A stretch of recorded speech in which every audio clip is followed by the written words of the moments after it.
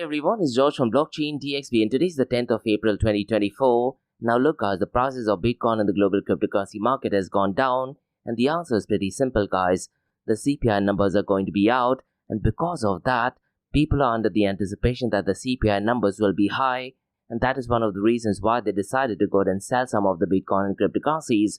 So if you look at the price of Bitcoin and most of the cryptocurrencies, it is actually down since the last 24 hours. So what I decided to do guys is, I decided to wait for the inflation numbers to be out and after that I got and collected the data. So what I'm going to be doing guys in today's episode, I'll go ahead and discuss the impact on inflation, not just on the price of cryptocurrencies, but the impact it has on the financial sector.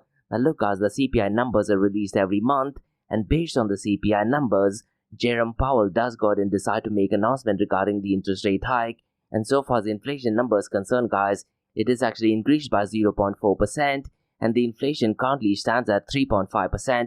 Now it's really important to note guys, this is the third month in a row where the inflation numbers have actually picked up pace and that to be honest is definitely not ideal, isn't it? So we'll definitely go and explore that. Now look guys, when you talk about inflation, we are talking about inflation in the US and all inflation is directly or indirectly connected to US politics. And regarding Bidenflation guys, we do have another news that is connected to Bitcoin mining. And Joe Biden looks like he wants to go ahead and tax the mining industry as well. And that to be honest is definitely not ideal. So it's going to be really interesting to see guys how the mining industry reacts. Now in the world of politics we do have a teeny tiny update. And a Republican Senator called Stellis, he's actually calling for light cryptocurrency regulatory framework. But at the very same time, a Democratic candidate called Eddy Lazzarin, who's a Deputy Treasury Secretary, he's actually calling for increased powers to go after crypto crime. So in today's episode, I'll definitely go and discuss which side of politics are in favor of Bitcoin and the global cryptocurrency market and what side of the politics are not in favor of cryptocurrencies. Now leaving US politics and inflation aside, we might have some positive news all the way from Hong Kong. And Hong Kong guys looks like they might be approving a Bitcoin ETF. Now look guys, when BlackRock got into the ETF game and because the ETF news was surrounded regarding US, it definitely pumped up the price by almost 3 times. As a matter of fact, more than 3 times, isn't it? So in today's episode, we'll go ahead and discuss what is it that Hong Kong is doing so far as Bitcoin ETF is concerned. And finally, guys, towards the end of the episode, we have some update regarding A16z, also called as Andreessen Horowitz. Now look guys, they are a massive player in the cryptocurrency world. And they have actually gone ahead and released something called as Jolt. And Jolt guys is connected to zero knowledge proof. And it is an open source standard for designing computer processors. So in today's episode, I'll definitely go ahead and discuss this. Now this news guys is not directly connected to cryptocurrencies, but it is definitely going to be indirectly connected to cryptocurrencies and blockchain protocol. So quite a lot to cover guys in today's episode. And like we do in every Crypto and Coffee a Day podcast, I'm going to be discussing 2 news from Dubai, UAE and the Middle East. Now the first news guys is definitely a massive and a positive news. And that is regarding Crypto.com. And the news is that they are the first Dubai's entity to receive full operational approval. So in today's episode, I'll definitely go ahead and explore that. Now the second news guys has to do with the Kingdom of Saudi Arabia and the Saudi Data for Artificial Intelligence Authority. They are enhancing Umrah services with AI and secure digital solution. Now this particular news guys I definitely covered 6 months ago. So this is more of an update to that particular news. And look guys, when you talk about artificial intelligence, Saudi Arabia is definitely taking leaps and bounds in this field. So we'll definitely go ahead and explore that. So quite a lot to cover guys in today's episode. So let's kickstart with it right away. Welcome to the Crypto and Coffee a Day, the daily podcast that keeps you up to date on all latest developments in the world of cryptocurrencies, blockchain and NFTs. Join us Monday to Friday as you kick off your day with a cup of coffee and a deep dive into the exciting and rapidly evolving world of digital assets. We'll cover the latest news and trends in the cryptocurrency and blockchain space, as well as delve into the growing world of NFTs or non-fungible tokens and metaverse. Plus, we'll keep you updated on the latest developments from Dubai, UAE and the wider Middle East region. Whether you're a seasoned crypto enthusiast or just getting started, Crypto and Coffee a Day has something for you. Our expert host will provide insight and analysis on the most important topics in the industry and help you stay up to date on the latest developments. We'll bring you interviews with leading figures in the crypto and blockchain space and explore the ways in which these technologies are changing the world around us, from the impact on traditional financial systems to the potential for revolutionizing industries and transforming societies. We'll cover it all on Crypto and Coffee at 8, so tune in and join us for a daily dose of Crypto and Coffee at 8, and let's stay ahead of the curve together. We'll start your day off right with the most important news and insights from the world of cryptocurrency, blockchain and the metaverse, and help you navigate this exciting and rapidly evolving landscape. In Crypto and Coffee at 8, the daily podcast covers the latest developments in the world of cryptocurrency, blockchain and the metaverse. We'll also bring you updates on the latest news from Dubai, UAE and wider Middle East region. This also includes a range of topics such as developments in the local and blockchain industry, including new projects and initiatives, regulatory updates, and policies related to cryptocurrency and blockchain in the region, local and regional events and conferences focused on crypto and blockchain, interviews with leading figures in Dubai, UAE and Middle East crypto and blockchain community, coverage of any significant news or events related to cryptocurrency and blockchain in the region.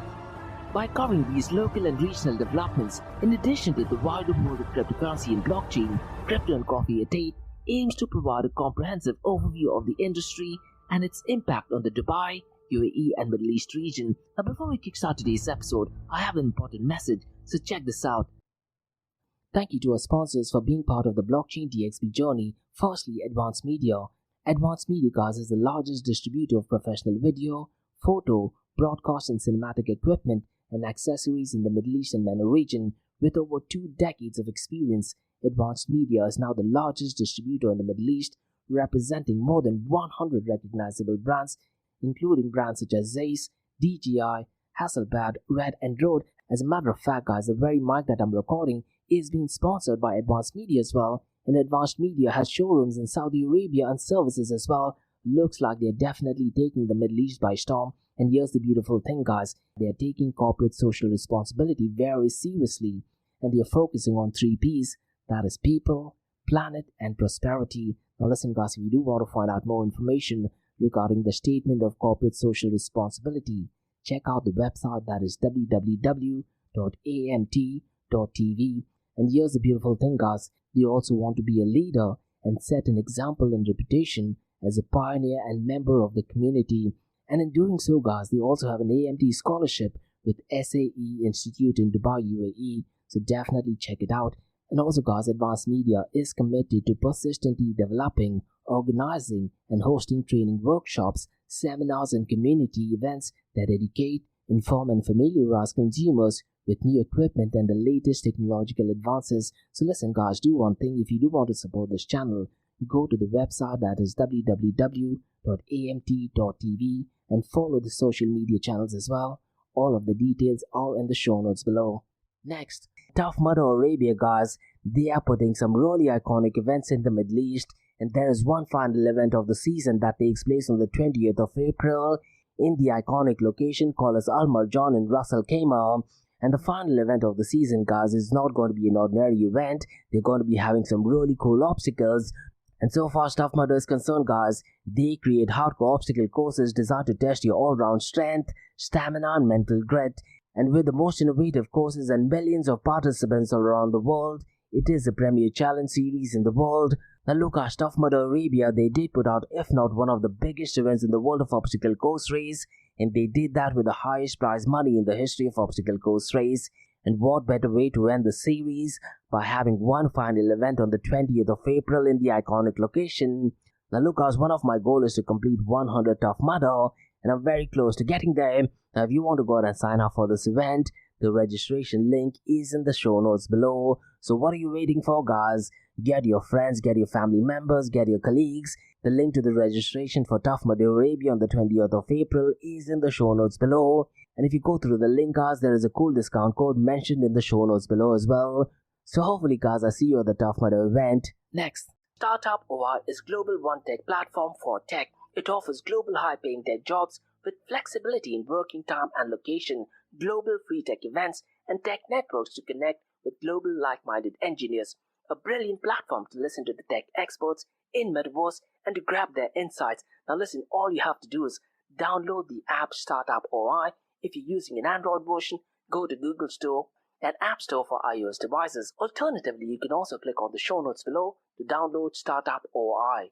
Next, guys, listen, if you're into fitness, if you're into adventure, if you want to do something wild but still want to keep your health in check, there is a new podcast in town, a podcast focusing on obstacle course race in the Middle East.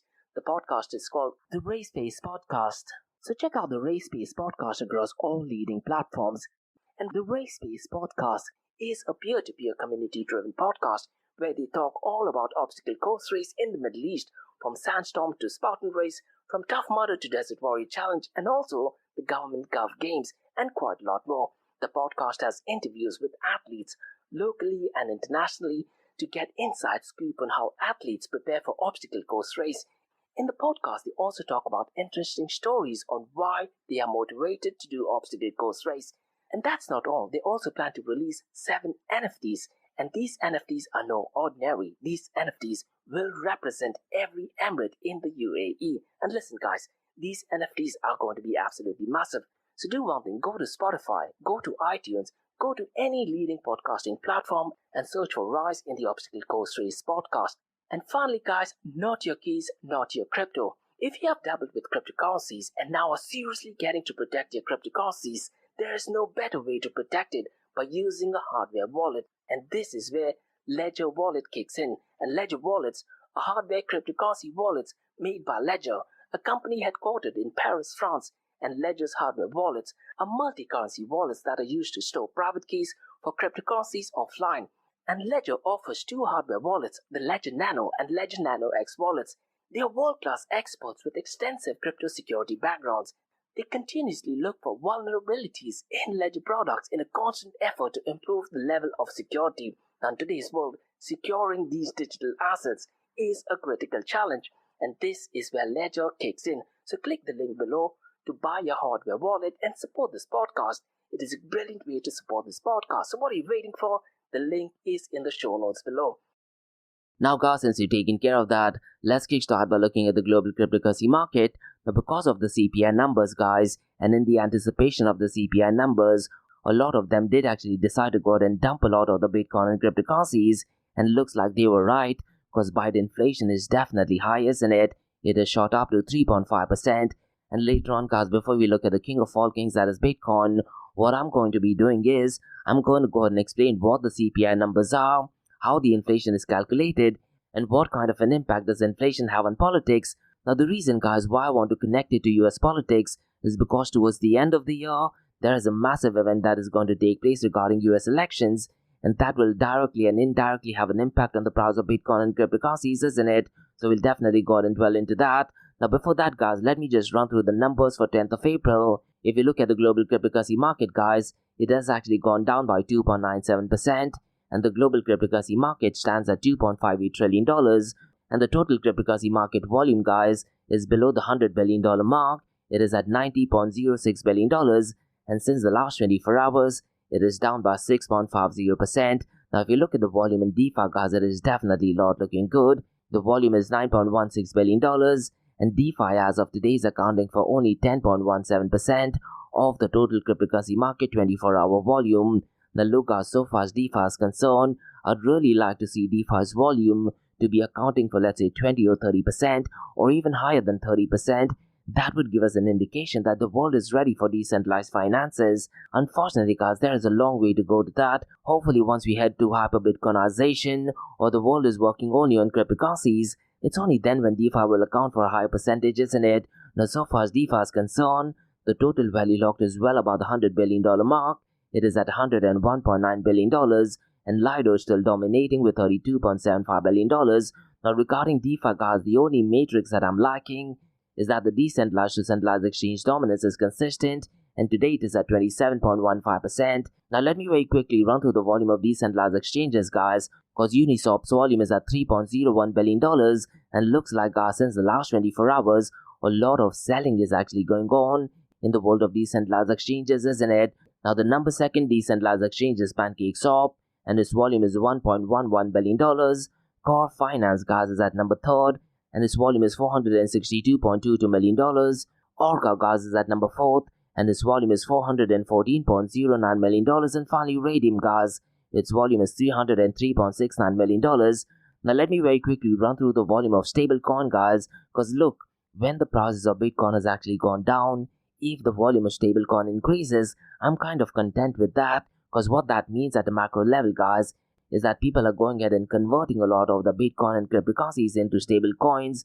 Unfortunately, that has not happened since the last 24 hours, because if you look at the volume of stablecoin, guys, it is at $81.96 billion, and stablecoins is accounting for 91.01% of the total cryptocurrency market volume. And it's needless to say, guys, that the USDT is leading the pack, and its 24-hour volume is $63.06 billion. FDUSD, guys, its volume is definitely surpassed Circle USDC's volume.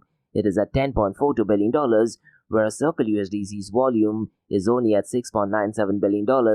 Now look, guys, truth be told, I'm anticipating a stablecoin war between, let's say, FDUSD and Circle USDC. So keep an eye on some stablecoin war between FDUSD and Circle USDC, and maybe we might find some news 3 months from now. Now, so far as the market cap is concerned, guys, Bitcoin's market cap is only at $1.35 trillion, whereas Ethereum's market cap is at $421 billion. Now, if you look at the 24-hour trading volume, guys, Bitcoin's 24-hour trading volume is $33.18 billion. Yesterday, guys, I believe it was around the $30 billion mark, isn't it? But yesterday, the prices did actually increase if you were to compare it to the previous 24 hours. But today, guys, the 24-hour trading volume has increased, but the prices have actually gone down, and the stablecoin volume isn't that great as well, which means, guys, a lot of selling is going on using decentralized exchanges in it, and looks like a lot of people are actually converting their Bitcoin directly into fiat currencies. Now, so far as Ethereum is concerned, the 24-hour trading volume is $16.12 billion. Now, look, guys, since the last few weeks, there is a lot of activity going on in meme coin, more importantly in the world of Solana, and because of that, the dominance of Ethereum has been on a decline, and today once again it is only at 16.30%, whereas Ethereum's dominance is 52.57%. Now look, guys, what I'm really anticipating is, as in when we get closer to 23rd of May, because on 23rd of May, guys, we'll find out if an Ethereum spot ETF is approved or not. I'm pretty much sure the dominance of Ethereum, irrespective of the price increasing or decreasing, will actually pump up, and these are metrics that traders need to be looking at, isn't it? You can choose whether you want to go long or if you want to go short. Now this week, guys, I'm looking at decentralized apps that are working on different blockchain protocol, and in today's episode, guys, I'm looking at decentralized apps that are working on Solana blockchain. Now mind you, guys, I'm only looking at the fiat value of incoming token transfers from unique active wallets to decentralized app smart contract over a period of time, and over a period of time most likely is 24 hours, and I'm looking at these numbers only for Solana blockchain. Now in comparison to Ethereum, and even in comparison to Binance BNB chain, guys, these numbers are ridiculously tiny, probably in 1/10 of that of Ethereum. Now the number one decentralized app that is working on Solana blockchain is Marinade Finance, and in terms of dollar amount it is $75.25 million. The third one, guys, is Jito, that is spelled as J for Jack, I for India, T for Tango, O for Orange, and in terms of dollar amount it is $45.64 million. The third one is Jupiter Exchange, and in terms of dollar amount it is $25.35 million. The fourth one is Sharky. In terms of dollar amount it is $11.21 million, and Saber, guys, is at number 5th, and the dollar amount for the decentralized app called Saber is $9.05 million. Now look, guys, ideally these numbers should definitely be in billions, because when you talk about decentralized apps, you're talking about Tinder, Instagram, Facebook Messenger, working on blockchain protocols, isn't it? Unfortunately, guys, I'm not seeing any mainstream dApps that are currently working on any of these blockchain protocol. When will this thing happen? I really am not sure, to be honest. Now, guys, before we look at the king of all kings, that is Bitcoin, what I want to do is I want to go ahead and explain what the inflation is, how it is calculated, and what I also want to do is, guys, I also want to go ahead and check the impact it has on politics, because as I mentioned earlier, guys, later on in the year, there is massive US elections coming up as well, isn't it? And I'm pretty much sure, guys, the inflation is definitely going to have a massive impact on US elections. Now, what I'd really recommend you to do is, guys, in order to understand how inflation is calculated, go to the Bureau of Labor Statistics website and look at the inflation numbers for today. And if you scroll to at the bottom of the page, it clearly explains how inflation is calculated. So what I'm doing, guys, is I'm using that information, and I'll try to explain how Consumer Price Index or CPI is calculated. So let me know, guys, what your thoughts are. And so far as Consumer Price Index is concerned, think of the CPI, guys, like a thermometer for measuring the economy's temperature in terms of prices. It tells us whether the prices are rising or falling and how much, and economists and policymakers closely monitor CPI numbers because changes in prices affect everything from consumer purchasing power to interest rates set by central banks as well. So the big question, guys, is who does the CPI represent? Now, it's really important to note, guys, that the CPI isn't just about tracking prices for a select few. Rather, it aims to represent the spending habits of a broad range of people living in cities, and by including various urban residents, from workers to retirees, it provides a snapshot of how different group experiences changes in the cost of living. And there are also different types of CPI or Consumer Price Index, and understanding the different types of CPI helps tailor economic policies to specific groups. For example, guys, if prices are rising faster for urban wage earners, policymakers might focus on wage increases or targeted assisted program. So the big question, guys, is what does the CPI measures? So the CPI covers a wide array of everyday expenses, including groceries, rent, gas, healthcare, and clothing. And by tracking these items, it gives a sense of how much it costs to maintain a basic standard of living. Now, what I'd really recommend you to do is, guys, go to the Bureau of Labor Statistics website and look at the CPI numbers, and it gives you basic level information based on different categories such as rent, gas, healthcare, and quite a lot of other. Now, the big question, guys, is how is the CPI calculated? Now, it's really important to note that the CPI isn't just a simple average of prices. What it does is it considers how much people spend on different items. So let's say if housing costs make up a big part of people's budget, changes in housing prices will have a large impact on the CPI. And by using the weighted average, the CPI reflects the real-world spending patterns of urban consumers more effectively. In Consumer Price Index or CPI, guys, it also uses something called as base year. And choosing a base year helps provide a reference point for measuring price changes over time. And by comparing current prices to those in base year, we can see how much prices have gone up or down since then. Now look, guys, you need to understand that we are talking about quite a lot of data, and the CPI also factors into sampling error, and the sampling error acknowledges that CPI isn't perfect. It's based on sample of prices rather than every single price in the economy, and these estimates of errors helps them understand the reliability of the CPI's findings. And they also have something called a seasonal adjustments, and seasonal adjustments, guys, is like filtering out the noise to see the underlying trends. It helps separate regular, predictable changes in prices from unexpected fluctuations, giving a clear picture of inflationary pressures. Now, CPI, guys, calculation also uses intervention analysis, and this method helps address anomalies or outliers in the data that could actually distort the CPI's accuracy. And by identifying and adjusting these irregularities, economists can produce more reliable inflation estimates. Now look, our CPI numbers are definitely revisited again, and revising CPI data ensures that it remains accurate and reflective of the latest economic conditions, and this ongoing review process helps maintain the CPI's credibility as a vital economic indicator. And finally, guys, the CPI also takes into consideration any seasonal status, and deciding whether to seasonally adjust certain components of the CPI involves careful analysis of statistical criteria. And this actually ensures that adjustments accurately capture underlying price trends without introducing bias. So essentially, guys, in summary, the CPI serves as a critical tool for understanding how changes in prices impact consumer and also the broader economy. Its comprehensive approach, coupled with rigorous methodology and continuous refinement, make it an indispensable resource for policymakers, businesses, and everyday individuals alike. Because look, guys, the Consumer Price Index is not only a crucial economic indicator, but also carries significant weight in political discourse, especially during the election cycle. And this year, guys, might just be the biggest US election. So let me go ahead and break down how CPI index does actually merge with the US election. And I'd like to talk about 8 core areas, guys.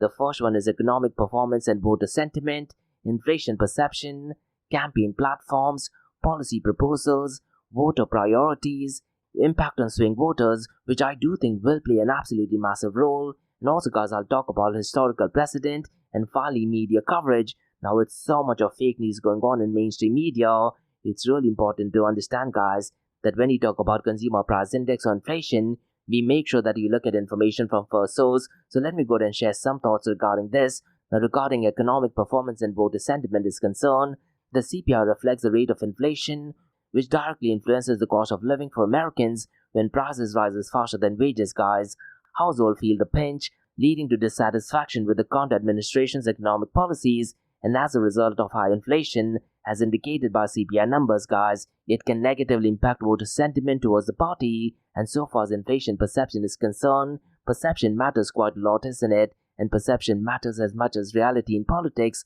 Now, even if the CPI shows moderate inflation, if people perceive prices to be rising rapidly, it can still shape the voting behavior, and this perception can be influenced by media coverage, personal experiences, and economic narratives put forth by political candidates. Now, so far as campaign platforms is concerned, guys, political parties often use economic indicators like the CPI to shape the campaign platforms. If inflation is high, opposing parties may highlight it as evidence of incumbents' failure to manage the economic effectively. Conversely, guys, a party in power may emphasize any improvements or stability in CPI as a testament to its economic stewardship. Now look, guys, this particular year the US election is absolutely massive, and for 3 months in a row, the inflation has been highest. And if you look at inflation from since Joe Biden actually took office, it has been the highest since the last 40 years.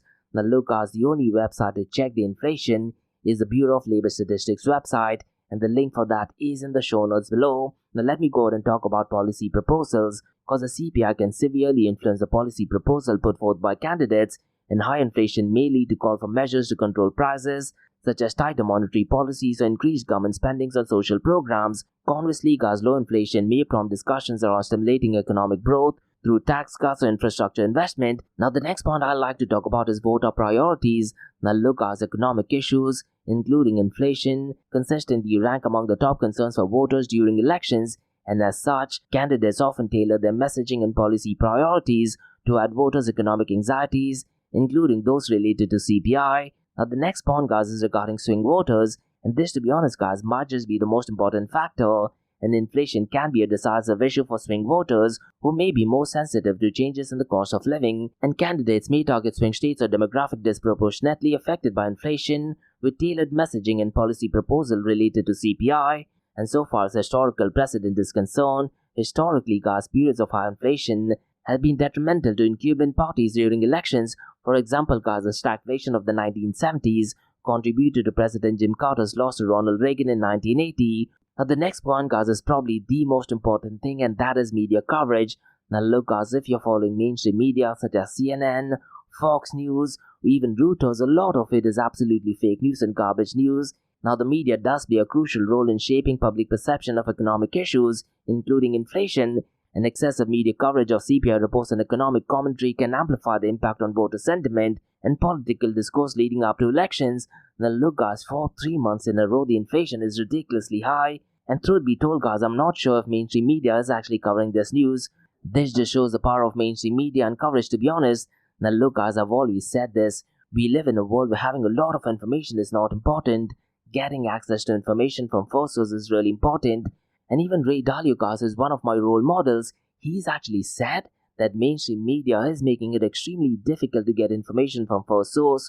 Often they put out information which is misleading and incorrect. So what I'd really recommend you to do is regarding inflation, guys, the only website to look at is the Bureau of Labor Statistics website. Now, regarding inflation and US politics, guys, the only thing I can say is that the CPI's impact on US elections stems from its role as a key economic indicator that directly affects voters' perception of the economy and the personal financial situations, and candidates and parties strategically leverage CPI data and narratives surrounding inflation to shape campaign messaging, policy proposal, and ultimately voter behavior.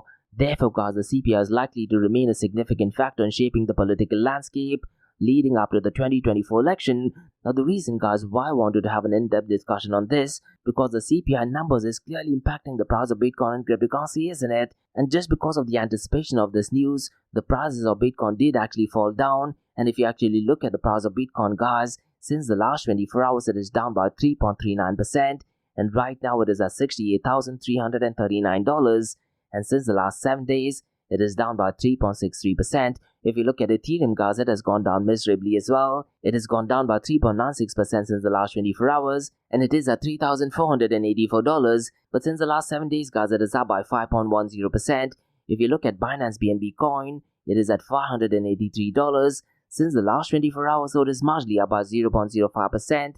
But since the last 7 days, guys, it is up by 4.94%. Now, usually, guys, what I tend to do is I tend to record the episode early in the mornings, but today the inflation numbers were out at 8:30 p.m. Eastern Standard Time, which is roughly around 4:30 p.m. Gulf Standard Time. So what I did is I waited for the CPI numbers to be out. Now, so far as Bidenflation is concerned, guys, in March, the CPI for all consumer index did actually increase by 0.4%, and the inflation actually rose by 3.5% over the last 24 months. Now, in anticipation of this news, guys, cryptocurrency market definitely went down yesterday. And if you look at the price of Bitcoin in the global cryptocurrency market, it has definitely gone down. Now, the answer to this is pretty simple, guys, because based on the CPI numbers, Federal Chair Jerome Powell, he will go ahead and make a decision whether to go ahead and increase the interest rate hike, keep it the same, or reduce it. Now, there's little to no chance for him to go ahead and reduce the interest rate hike. The maximum what he could do is maybe keep the interest rate hike the same. And if that thing happens, guys, unfortunately, it will not look good for the price of Bitcoin. What would be even worse is, let's say if he does go ahead and decide to increase the interest rate hike. If that thing happens, guys, I'm pretty much sure it's going to negatively impact the price of Bitcoin and cryptocurrencies. So these are factors you need to be aware about as well. Now, what I'd really recommend you to do is go to the Federal Reserve Board Chair website and look at the calendar and the dates when Jerome Powell will actually go live.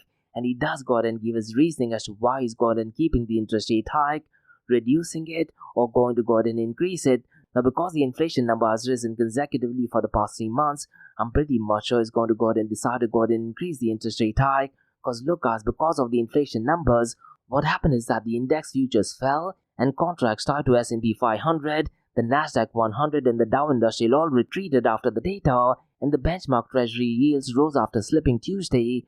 Bond prices have fallen in recent weeks as investors part bets on coming Fed cuts. So it's going to be really interesting to see, guys, what the announcement by Jerome Powell is.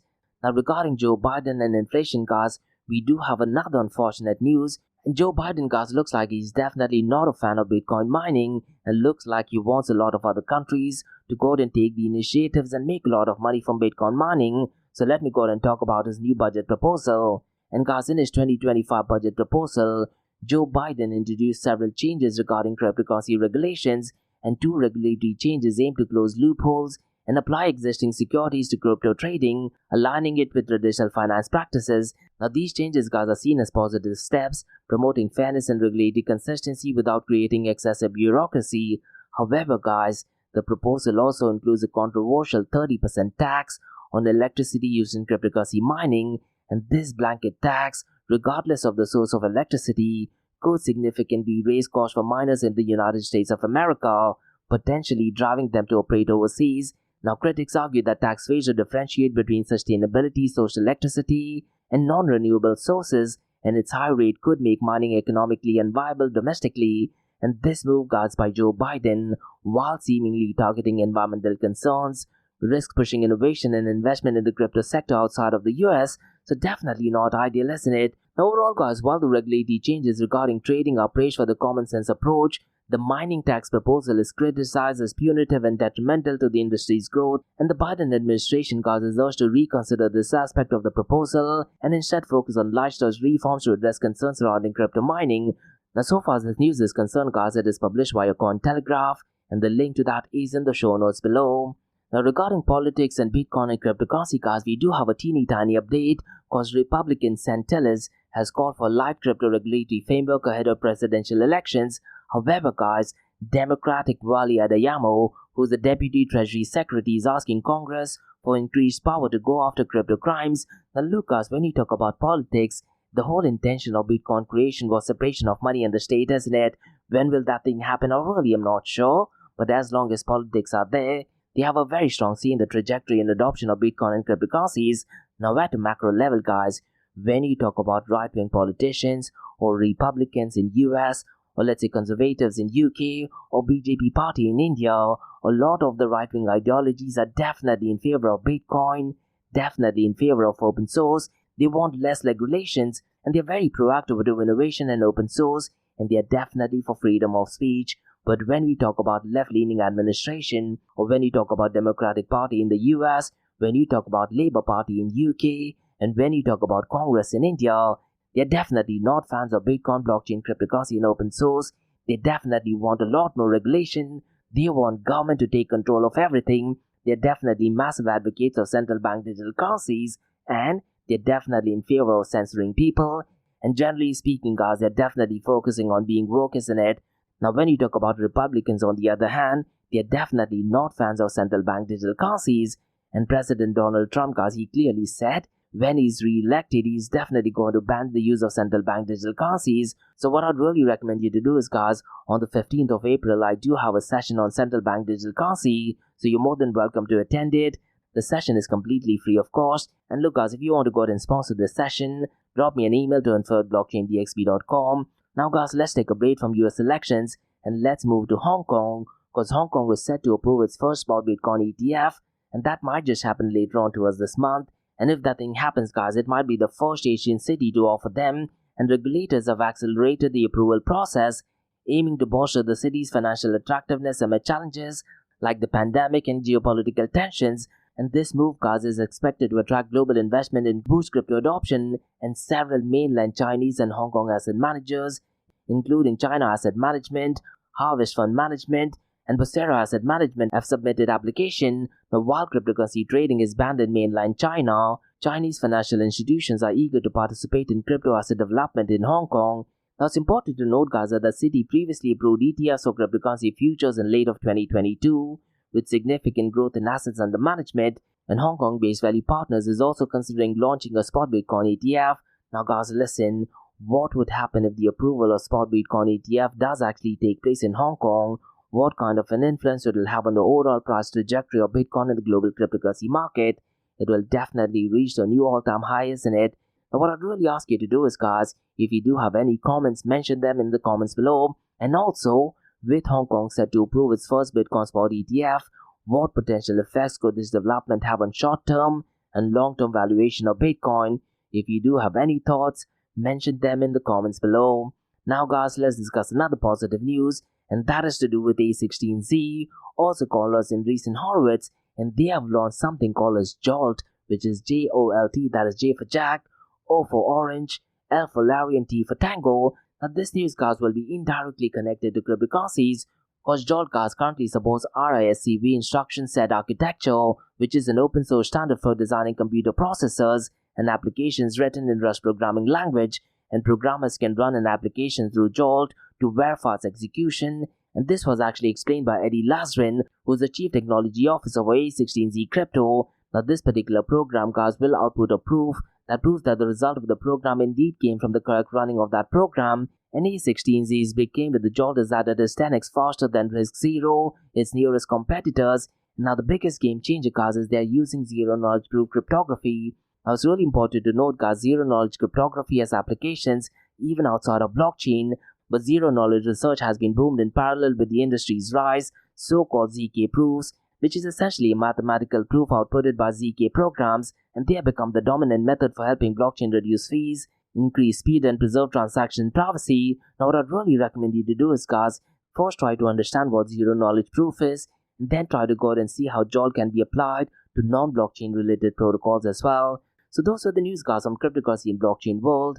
Now let's look at two news from Dubai, UAE, and the Middle East. And the first news, guys, is definitely positive news, and that is to do with Crypto.com. And Crypto.com's Dubai entity has received full operational approval. So let me go ahead and give out more information, because Crypto.com's Dubai entity, called as CRO DAX Middle East Free Zone Establishment, has received full operational approval from Dubai's VARA, that is Virtual Asset Regulatory Authority. And this approval, guys, allows Crypto.com to launch the Crypto.com exchange for institutional investors. Now, the approval follows the fulfillment of pre-operational conditions outlined in the Virtual Asset Service Provider license that was granted to them in November 2023. And Crypto.com, guys, becomes the first global crypto operator to be operational with fiat in the UAE.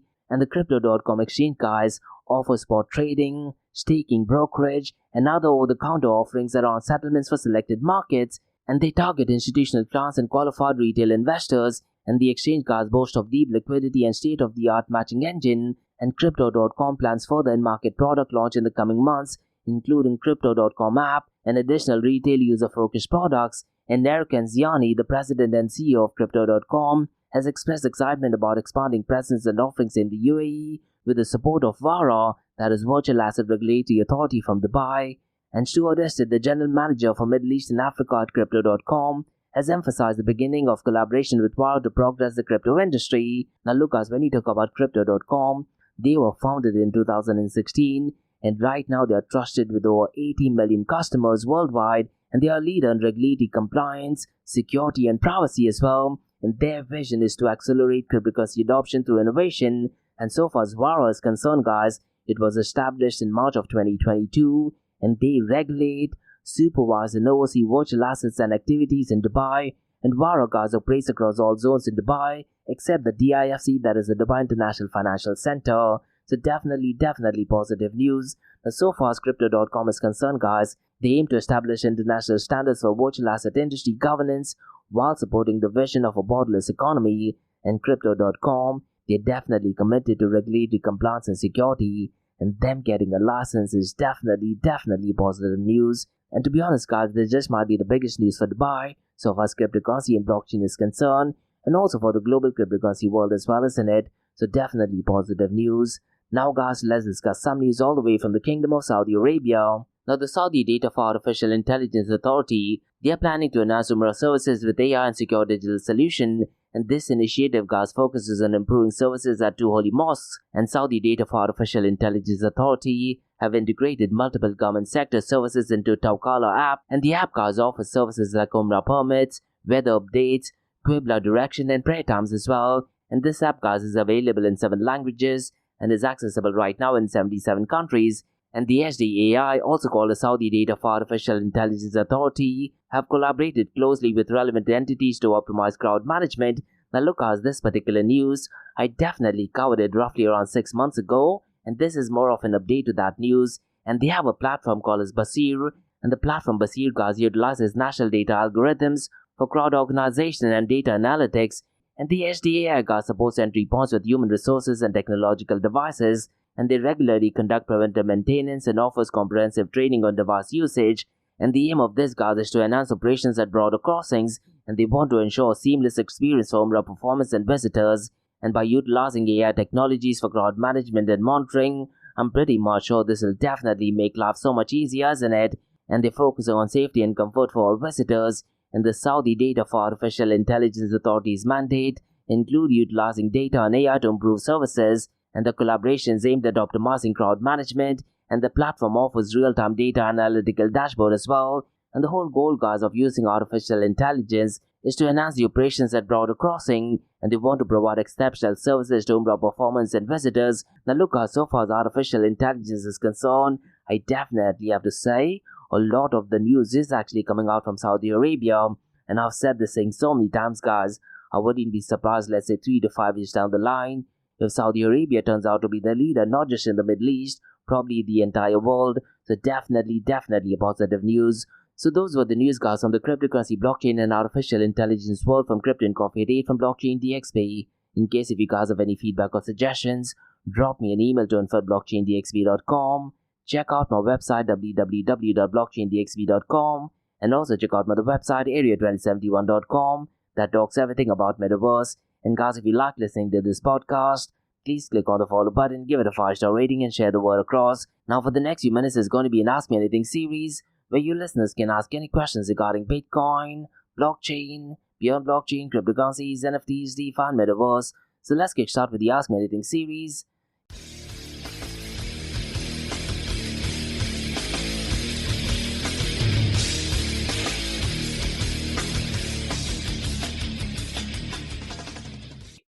Hey everyone, it's Josh from Blockchain DXB. You're listening to the Ask Me Anything series where you listeners can ask any questions regarding Bitcoin, blockchain, beyond blockchain, cryptocurrencies, NFTs, DeFi, and metaverse. I have a question from Mark who asks, with the recent CPI data indicating a 3.5% increase over the last 12 months, how might this level of inflation impact various sectors of the economy, especially cryptocurrencies, and what measures can individuals and businesses take to mitigate its effects? This is a definitely interesting question. Now, Mark, in the world of cryptocurrency, inflationary pressures can have significant implications, and it's pretty simple, isn't it? As price increases, investors may seek alternative store of value, such as, let's say, Bitcoin or cryptocurrencies, to hedge against inflation, erosion, or purchasing power. However, in reality, that thing does not happen. What I tend to notice is, whenever the inflation increases, sadly, the price of Bitcoin and cryptocurrencies go down. Now look, when you talk about decentralized platforms, they definitely offer opportunities for individuals to go out and, let's say, earn some yields that actually outpaces inflation rates through lending or liquidity provision. Now, so far as your question regarding business is concerned, for businesses, Mark, operating in crypto space, inflationary pressures may influence pricing strategies for products and services, and I think that they might explore stablecoin alternatives or even adjust economic models to ensure stabilities in the fluctuating fiat currency value. Furthermore, Mark, embracing decentralized autonomous organization, or let's say even token-based governance mechanism, can actually help businesses to foster community involvement and even adaptability in response to inflationary pressures. Those are my honest thoughts. Now, to mitigate the effects of inflation, what individuals can do is they can probably diversify their investment portfolios to probably include crypto assets for their own inflation-resistant properties. And Bitcoin as such is often referred to as digital gold right now, isn't it? And if you look at Bitcoin from a macro level view, it has kind of served as a hedge against inflationary fiat currency, isn't it? Additionally, Mark, what I think is, let's say one should stay informed about market trends, and you can do that by listening to my podcast, and you can, let's say, even participate in yield generating activities within the cryptocurrency ecosystem. So what you can do is you can, let's say, be part of liquidity mining or even staking, and that would definitely be beneficial in my opinion. Furthermore, Mark, what I would recommend is exploring alternative financial instruments like inflation-pegged stablecoins or yield-bearing token that can actually provide avenues for preserving capital and generating returns in inflationary environments.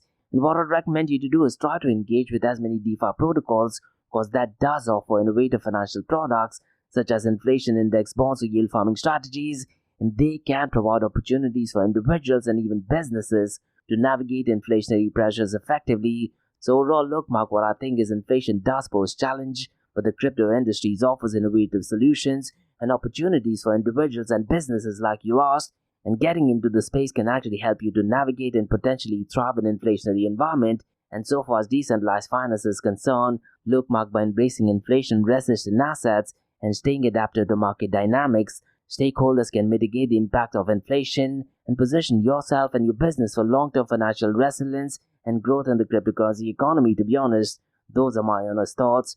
Now look, Mark, I've said this thing so many times. So far as 2024 is concerned, there are 3 more events we need to be looking into. The first one is the Bitcoin halving, which is actually scheduled to take place most likely on the 20th of this month. So that would be a massive deal. And I'm pretty much sure as the supply reduces, it'll definitely take Bitcoin to new highs as well as in it. And as and when the price of Bitcoin increases, it'll also take a lot of the altcoins with it as well. And then we have 23rd of May. Then we finally find out, Mark, if an Ethereum ETF spot is approved or not, or if it is declined. And finally, towards the end of the year, we have US elections. And these 3 important events I definitely do think will have a massive impact for individuals and businesses. So definitely keep a track of that. And what better way to do it by listening to the Crypto and Coffee Date podcast, isn't it? Those are my honest thoughts. And that's about all, guys, from the Ask Me Anything series on Blockchain DXB. In case if you guys have any feedback or suggestions, drop me an email to info@blockchaindxb.com.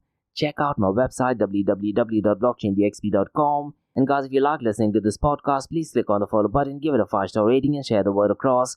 And remember, guys, Monday to Thursdays, 8 a.m. to 8:30 a.m. we have Crypto and Coffee at 8, where we cover top news and information pertaining to Bitcoin, blockchain, beyond blockchain, cryptocurrencies, NFTs, DeFi, and Metaverse. And how the series of episodes on the Crypto and Coffee at 8 works is, we usually cover some macro level news. We occasionally cover short and sweet news as well that has an impact on the price of Bitcoin, cryptocurrency, and the global cryptocurrency world.